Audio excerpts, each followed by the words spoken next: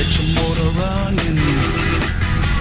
Head out on the highway, looking for adventure, and whatever comes our way. Yeah, darling, go. Hey, what's up, guys? Eugene Cousins doing an update on the F200. So it's been a while since the F200's been launched, about a month, and there's no new videos coming from Nirvana yet. And I know there's a lot of guys that are just, you can't wait to get news on this new machine. So the F200 was used for the first time during the Icarus, and it passed the test with flying colors. But there will be some proper productions coming from Nirvana to showcase the machine. So what I'm going to be doing today is just like an idiot's guide to the F200, because I myself have to learn how to fly this thing. Well, at least that's what I've been doing for the last month, and preparing for the Icarus in 2019 in Brazil. So I got to get efficient on this thing and also design some new gear with what I've learned from the previous Icarus. Alright, so the F200 has got this new belt system that is quite comfy when you actually put the machine on. Big seat, a lot bigger than what, well, I would say just more comfortable. It's got a nice big spongy surface, and you can actually slide a bit or move a bit about in the seat during flight. Then you've got the center belt, which actually comes together like this. Very new system. Well, I'll put it together in a minute. Carbon fiber chassis, or skeleton as they call it, with aluminium struts that have the twist air, kind of like a plastic twist air paddle that comes onto it. So what I like about this system is that if you were to have an accident and the aluminium breaks or bends, you can pretty much replace it with a very cheap aluminium strut, and you take the twist air off, a paddle off, and put it onto the new, because it actually just bolts on. Very cool. So I like that. It's an improvement over cost improvement over the Instinct. The engine is very similar to what you would see on the Instinct 200. I believe there's some changes to it, and in actual fact, people that compare the Seminini to the Nirvana Seminini will be quite surprised that the only two items on this engine that's actually made by Seminini is the crank and the piston. Everything else gets adapted by Nirvana themselves. 3-blade prop, racing prop, same one as featured in the Icarus. The racing prop it's got a flatter pitch, and therefore puts out more RPM, and you got a bit more power, but you lose a bit when it comes to fuel economy. But that's still, with the 3-blade racing prop, you're still going to get 2.9 liters per hour. So if you put an ergonomic prop on this thing, if you're a bit of a smaller guy, that's Nirvana's deeper pitch prop. A lot less noise, and you are going to improve at least 500 mils per hour consumption. So we're looking at around anything from 2.2 to 2.5 liters per hour. That is ridiculous, and I'm going to be doing that test pretty soon to see how that economic prop works out. Alright, the throttle, same as the what Nirvana currently produces, very popular, is this molded throttle, goes into your hand with a one start stop ignition. What they've actually made quite nice on this machine, they actually thought about the mechanics as well for working on these machines, because you see the center panel where you actually set the harness. The harness is actually the difficult part on this machine. You're going to have a lot of advantages when it comes to the F200, but I would say the challenge is to make sure that the settings are correct. And that's what I struggled when I got the machine 2 days before the race. I had to figure out how this low hang point harness setup works, because the harness is actually integrated into the skeleton. You've got these low hang point arms that come up. You'll see you don't have a harness on its own. It actually goes into the skeleton, which is a very funky design. And initially I thought it's going to be uncomfortable, because the vibration is going to flow through the machine to the pilot. At least that was everybody's viewpoint on what's going to be the final result. But in actual fact, they reduced the vibration quite a bit. It's a very smooth running engine. You don't feel, I mean, I like flying this machine just wearing a t-shirt, and it doesn't bug me at all. I don't I don't feel uncomfortable. In actual fact, I would say that the F200 is more comfortable in flight than the Instinct. You can't say that! I mean, that's like blasphemy in the Nirvana world. The Instinct is known to be the most comfortable machine out there. But boys and girls, let me tell you one thing.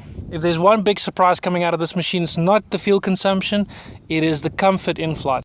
Once the harness settings are done correctly, perfect. You're going to have a ball of fun with this thing. The seat's much bigger. It's a nice snug fit. The vibration doesn't come through, and I actually prefer flying this thing over the Instinct. Don't tell anyone, but that's the actual fact. All right. What else is quite funky? But oh yeah, what I was going to get back to was the this panel comes out. Two little bolts that go in there. Panel comes out. You can get your hands around this engine. So where the Instinct and the Ranger was quite difficult to work on, and you needed to have some form of training from Nirvana to actually do a proper job on the servicing, I would say this machine is a lot more serviceable by the owner himself. So very nice. Get your hands around the engine. You can do the replacement on the fuel bulb, for example. Nirvana's got this little fuel bulb over there. I don't know if you can see in the dark. There's the on-off switch. And you can get to that fuel bulb, replace it quite easily, get to the engine if you needed to clean it or just check it out or whatever settings need to be done on it. The harness gets set by taking this panel out for your length or your height at least.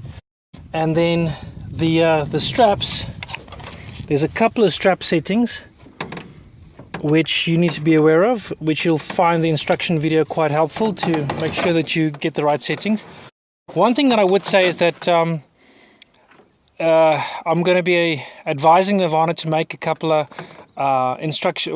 changes to the instruction video on how to set this thing, because the one symptom that I feel when you're a high hang point pilot and you go over to low hang points on this machine and you get the settings wrong, you need to know when it's wrong. The machine shouldn't lean too far back when you're flying. It shouldn't feel like you're lying on the couch.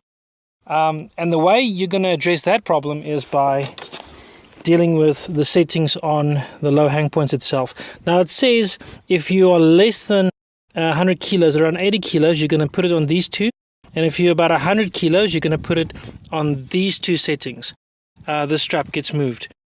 But in actual fact, I actually work out to, I'm an 84 kilo pilot, and with the machine added weight of 20 kilos, which is super ridiculously light, by the way, I'm just going to say that again. That should be around a little bit more than 100, but it doesn't actually fly comfortable for me on the 100 kilo setting. So if you are less than 90 kilos, I would say go on the low setting. And that is going to, which is the change I was going to talk to Nirvana about, is you need to know when it leans too far back, you change that setting further back, and you're going to feel that the machine actually goes upright. So you need to be able to, when you rotate, the seat needs to slide in under you, and it shouldn't lean too far back. And if it's leaning too far back, change that setting, bring it into the 80 kilo setting. Alright, make sure that your harness is set correctly for your height. It might work out that the indicated setting from Nirvana, which is just a recommendation, might work out that you have to take one setting shorter than yourself. What else is funky? Oh, the battery is super funky. It is very, very tiny. I'm going to put pause on this and take the battery out. Alright, so the battery slides out from over here, just under the skeleton, and this is the size. Isn't that ridiculous? Now I did 40 flights, takeoff and landings with this machine. I used only 3 liters of fuel for 40 takeoff and landing exercises, and I didn't need to charge this battery. Now that is the big difference between the Instinct and this machine. That's how they cut down the weight, by making the harness a lot smaller, cutting down on the skeleton, which is a lot stronger, and they removed the charging capability of the engine. So with the Instinct, the engine charged the battery in flight or during operation. Now it won't charge. You've got to charge it yourself, and you've got this little tools, and you've got a car charger in there, and pretty much you just got to remember to charge the battery whenever you charge your radio, something like that. Very simple to charge, about 5 minutes worth of charging and you'll have the battery filled up. But like I said, 40 takeoff and landings exercises, and I didn't need to charge it. So for this tiny little thing, it turns the starter, the electric start on this machine, and it's fantastic. It really works well. The machine's quieter, and 2,450 RPM, which is recommended for the 200cc idling speed on this machine. Where that sounds quite loud on the Instinct, it is ridiculously soft when it comes to the noise level on this machine. It just doesn't make sense. You look at the RPM meter and it doesn't make sense. Now that's quite nice as well. You order the Airflight with this little gadget. It's called the Engadget 3 system. The Ranger comes with that as well if you wanted to order it as an option. But on this machine I think it's a necessity because it gives you head gas temperature, gives you the exhaust gas temperature, and with those monitoring capabilities you can make sure that you don't get even close to damaging your piston on the heavy cross-country flights. So that's my intention. I want to use this machine for the long cross-country flights like the Icarus, and I want to make sure that all the systems that are integrated in this works to my advantage. Now be prepared for a couple of things. As soon as you're going to switch over to the Airflight from something more heavy like the Instinct, let me try and put that into something that you can understand. The Instinct is 33 kilos with a reserve chute, and you're looking at around 22 kilos for this with a reserve chute. What? Don't try and order the Airflight without twist air. I don't actually think they're going to bring out without twist air. You're going to score if you could take the twist air paddles off, you'd get 200 RPM more out of your engine. But the torque is just insane. I mean, it's just not worth it. It eliminates almost all the torque once you put the twist air paddles on it. So I would rather adapt my kit and get away with a bit less RPM in order to not to have the torque effect. So I can't imagine flying low hang points with so much torque.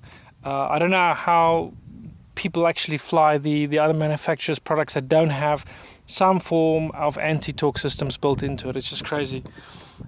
So make sure you take the twist air paddles. Now for the best part. This whole thing that weighs about 21 kilos folds into this bag over here. Alright, this is it. This tiny little bag over here. Everything goes in there. The frame goes in there. Everything goes in there. The frame goes in there.